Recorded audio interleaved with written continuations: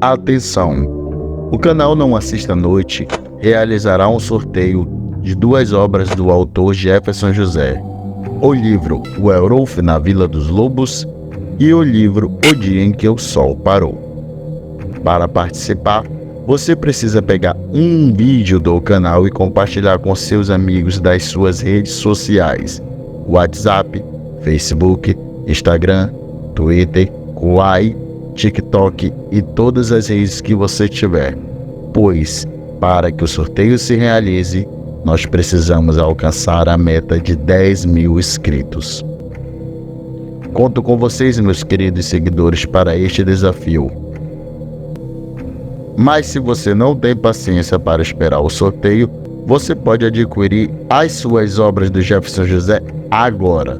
Clique no primeiro link aí nas descrições, que levará direto para o WhatsApp do Jefferson José. A compra é feita diretamente com ele e é totalmente segura, como eu já mostrei aqui, eu recebendo meus livros e a Heloise os dela.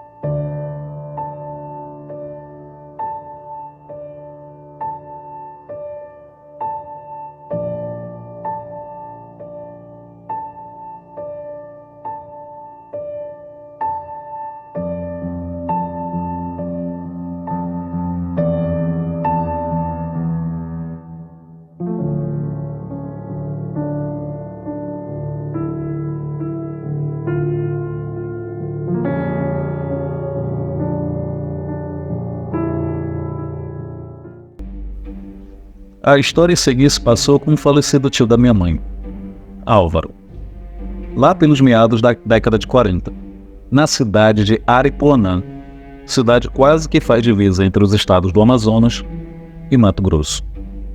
Ele nos contou essa história há uns 15 anos atrás. Na ocasião estava eu e mais um casal de primos. A gente sempre o visitava com nossos pais, pois ele era uma pessoa bem querida e brincalhona. Mesmo com a sua idade já avançada, não dispensava uma piada ou uma travessura, mas ele sempre usava um lenço no pescoço ou alguma camisa de gola alta. Isso era estranho, pois até mesmo se tivesse um calor daqueles, ele não deixava seu pescoço à mostra. Esse detalhe é bem importante. Lembrem disso mais para frente. Ele já morava há mais de 40 anos aqui em São Paulo, mas dessa vez, quando ele nos contou esse caos, foi a primeira vez que vimos ele sério e com cara de pavor, enquanto nos relatava. Vamos ao relato dele. Ele tinha cerca de 13 anos na época. Se hoje em dia a cidade de Aripuanã, no Mato Grosso, já deve parecer um lugar esquecido no tempo, imagine nos anos 40. Ele disse que o fato em si aconteceu logo depois da Quaresma. Ele morava em um grande sítio que era dos seus avós, que posteriormente passou para seus pais. Em volta desse sítio tinha mais outros onde alguns familiares seus moravam. Ao redor dos sítios tinha uma floresta muito fechada, que se estendia até o estado do Amazonas. Floresta essa onde tinha uma fauna muito rica. Então era normal ver animais selvagens andando pelos sítios, inclusive onças pintadas.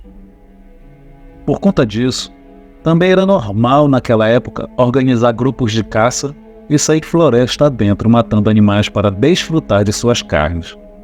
Meu tio Álvaro nunca gostou dessa ideia.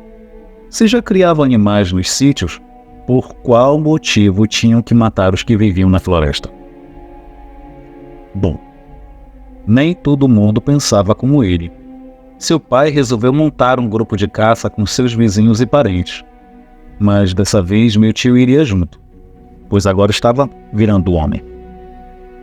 Tinha que saber manusear uma espingarda e saber caçar, segundo os mais antigos. Montaram um grupo de 8 pessoas. Dentre eles, tinha um rapaz de 20 e poucos anos que trabalhava no sítio do irmão do seu pai. O nome desse rapaz era João Anhanguetá. Era filho de homem branco com uma índia. Ou seja, o coitado, além de não ser muito bem visto pelo povoado local, ainda também não era muito aceito pela tribo da sua mãe. Mas era um rapaz íntegro e muito trabalhador. O grupo saiu às 3 horas da manhã de um sábado e foram floresta adentro. A intenção era caçar o dia todo e voltar só no final da tarde. Antes de entrar na mata, por insistência desse nosso tio Álvaro, que mesmo muito novo, era bem devoto de São Miguel Arcanjo. Ele carregava sempre no pescoço uma medalhinha dele. Eles pararam na frente de uma igrejinha que tinha bem perto da floresta, rezaram um pouco pedindo proteção e depois foram rumo ao matagal. Entrando na floresta, andaram por uns 40 minutos. Como o grupo era muito grande, resolveram se separar em 2 grupos. Em um desses grupos estava Álvaro, um tio dele com seu filho, que era um pouco mais velho que o nosso tio, e João, um meio índio. O combinado era os 2 grupos se encontrarem no lugar que se separaram, antes do pôr do sol. Grupos separados, logo começou a caça. Horas depois, o tio dele com o primo mataram um grande javali. João já tinha caçado 4 cutias. Álvaro, até agora, não tinha matado nada, mas na verdade também nem queria. Claro que virou chacota pelos demais integrantes do grupo, pois era nítido que Álvaro não concordava com esse tipo de coisa. Enquanto seu tio ficou cortando e salgando as carnes para facilitar seu transporte e não estragarem, os demais foram novamente à procura de mais animais para abater. Depois de um tempo andando, eles começaram a se sentir observados. A floresta, que antes era bem barulhenta, com vários animais e pássaros piando pelas árvores, agora estava quieta. Um frio sobe pelo calcanhar dos 3 jovens e vai parar em suas nucas. João, bem sério, fala para eles voltarem onde estava o velho tio, que ficou descarnando os animais, e ir embora. Acataram sem retrucar, mas e quem disse que eles achavam o caminho de volta?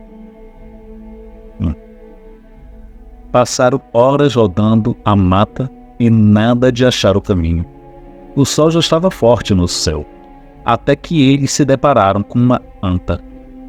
O primo de Álvaro aponta sua espingarda e, mesmo João falando que não era uma boa ideia fazer aquilo, ele atira. Acertou em cheio o animal. A anta corre floresta adentro e esse primo corre atrás. Eles vão atrás também para tentar impedi-lo de se perder sozinho na floresta. Acharam o animal caído e agonizando. O fedelho do primo dele fica todo faceiro com isso e chega mais perto do corpo. E nisso, surge dos arbustos atrás dele um enorme javali. Mas não era um javali qualquer.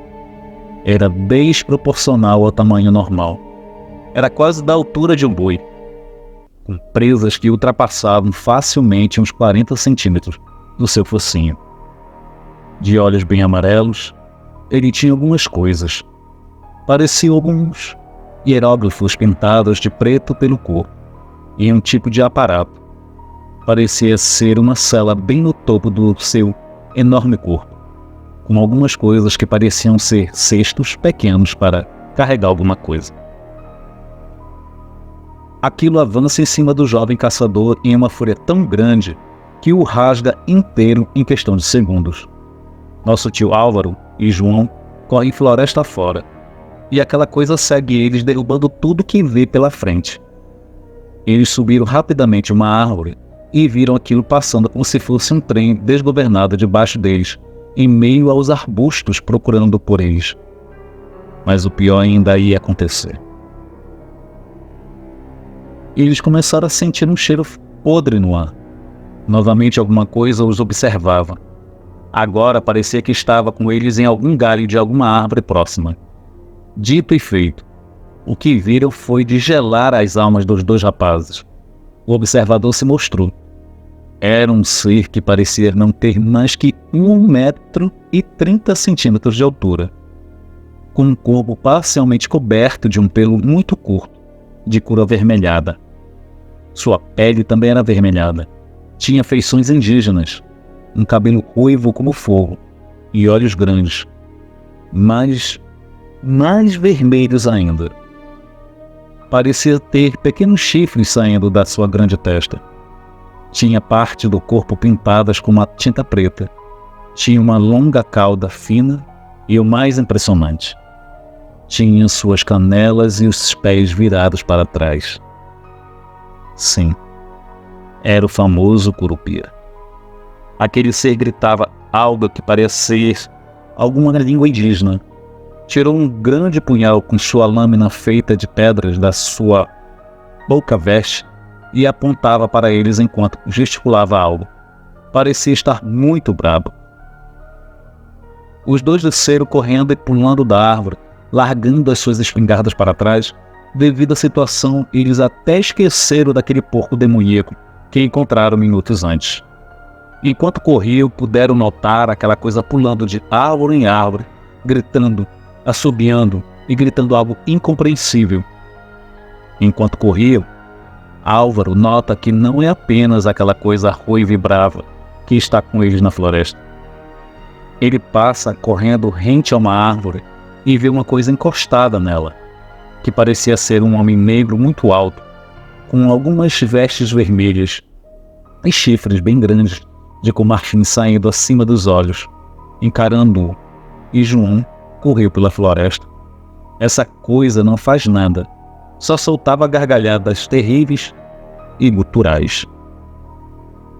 Depois de correrem tanto, aparentemente eles conseguem despistar o suposto Curupira. Logo, eles dão de encontro com o pai do rapaz, o que foi estraçalhado pelo enorme javali. Contam o que houve, ele acredita, chora muito e conta que ele também se sentiu observado e sentia um cheiro podre o tempo todo, logo após que os três jovens partiram e deixaram ele para cuidar das coisas. João começa a falar e de fato confirma que aquele ser poderia ser mesmo o Curupira, que o povo dele, os índios por parte da sua mãe, sempre falavam desse ser. Que o Curupira não era esse ser fantástico que o homem branco falava que protegia as florestas dos animais e castigava os caçadores. Que na verdade os índios o consideram como uma espécie de demônio que habita as florestas, que há várias gerações as tribos indígenas temiam esse ser. Essa abominação era conhecida por devorar crianças. Ele sequestrava as crianças e lançava um feitiço onde as crianças não poderiam se mexer e eram devoradas aos poucos. Sempre que essa criatura sentia fome, ela tirava um pedaço da tenra carne de suas vítimas. Elas eram praticamente devoradas vivas. E para que isso não acontecesse com frequência, algumas tribos faziam oferendas a esse ser, que constituía de carne fresca e cauim, um tipo de cachaça de mandioca e trigo feita pelos índios. Essas oferendas eram levadas no meio da floresta, e que possivelmente eles, meu tio e os demais, tinham invadido o território desse pequeno demônio maldito. Por isso agora ele os caçava. Álvaro questiona João sobre o que aquela criatura estava falando aos berros. João explica que é difícil concluir com certeza o que aquilo falou, pois o Curupira fala em todas as línguas indígenas misturadas, que só o que conseguiu entender era que eles iriam morrer. Foram logo saindo dali, o pai do rapaz munido de uma espingarda e João que ainda carregava uma 38 na cintura. Andaram por um tempo para ver se encontravam o segundo grupo, e de repente escutaram algo trotar em meio à floresta. Eles viraram para ver o que é. Era aquele javali monstruoso, mas agora o pequeno demônio de cabelos de fogo estava em cima dele. Aquela coisa fica em pé no lombo do temível porco, e logo se abaixa novamente, pega um arco e flecha que estava pendurada no enorme animal, aponta e começa a atirar neles. Aquelas flechas atravessam o peito do pai do rapaz falecido outrora com facilidade. Ele cai, se estribuchando todo, Os rapazes correm e quando olham para trás, veio o grande javali terminar o serviço e rasgar todo o homem. O Curupira fica à espreita no chão e estava pulando de alegria de ver aquilo tudo. Parecia uma criança quando ganha um presente que queria há muito tempo. Nosso tio e João correm até suas pernas não aguentarem mais e começam a ouvir vozes. O pessoal do outro grupo. Eles seguem as vozes, mas parecem nunca chegar perto. Já é quase pôr do sol, e eles escutavam o pessoal do outro grupo chamar por eles, mas eles não conseguem ver as pessoas. Era estranho. Pareciam até que estavam em outro plano. Sentiam e escutavam, mas não conseguiam ver as outras pessoas. Os dois resolveram ir embora por conta, sem esperar pelo outro grupo. Estavam quase chegando no limite da terra floresta com um pequeno vilarejo. Já bem esgotados e aterrorizados com a situação, de repente surge novamente aquele ser montado naquele porco infernal. Era tudo ou nada. João saca a 38 e dá alguns tiros em direção aos seres. Ele e Álvaro correm em direção opostas. Agora era cada um por si. Mas as criaturas também eram espertas.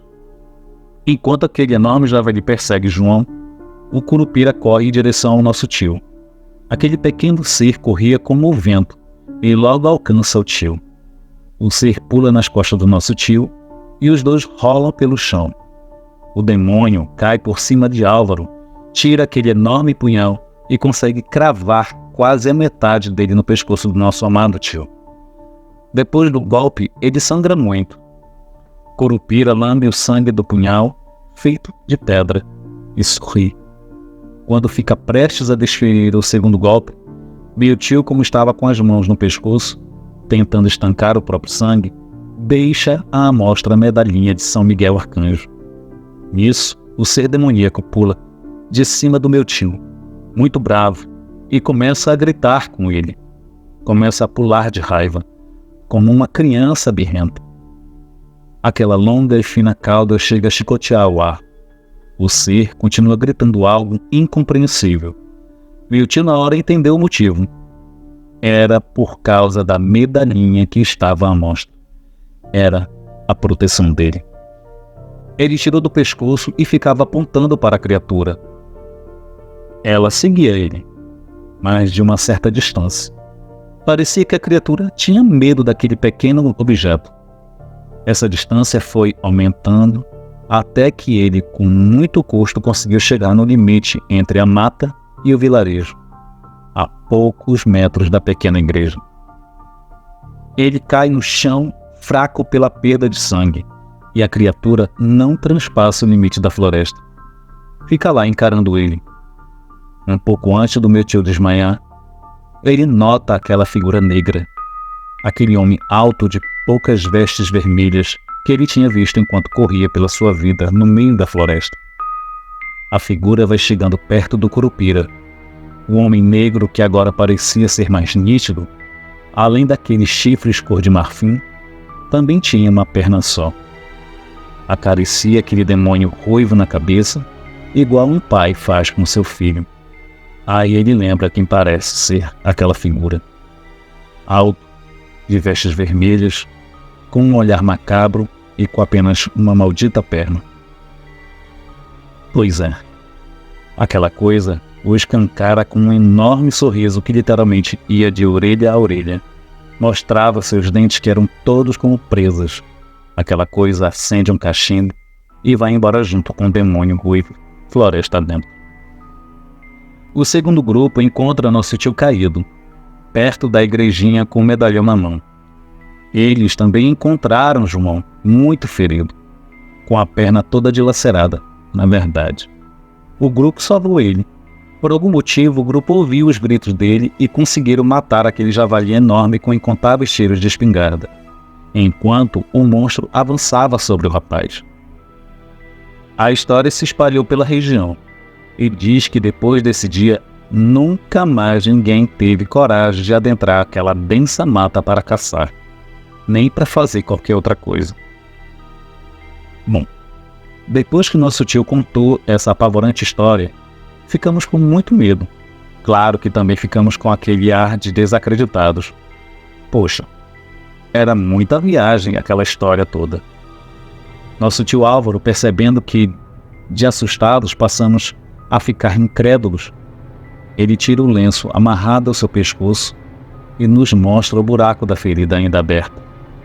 Ele disse que, onde a lâmina do curupira corta, nunca mais a ferida se fecha.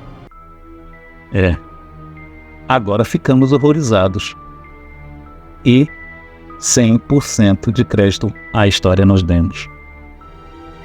Depois desse dia que ele contou esse fascinante relato, eu nunca mais tive coragem de nem sequer entrar em um simples bosque, de medo de ter o azar de dar de cara com esse tal de curupira, o demônio ruivo.